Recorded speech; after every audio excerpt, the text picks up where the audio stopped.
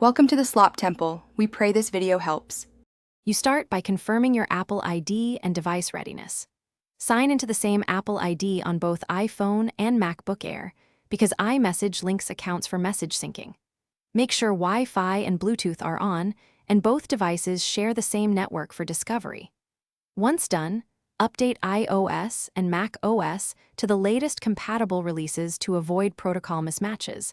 Updates fix bugs that block activation. Now move to iMessage settings to enable the service and route addresses.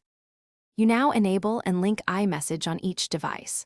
On iPhone, open Settings right arrow Messages and toggle iMessage on, then check Send and Receive to confirm your phone number and email addresses are selected. On your Mac, open Messages right arrow Preferences, right arrow iMessage, and sign in with the same Apple ID. Make sure the same addresses appear.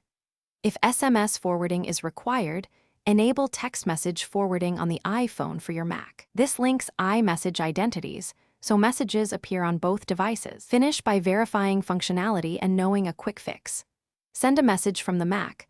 Blue bubbles indicate iMessage is active and synced with your iPhone.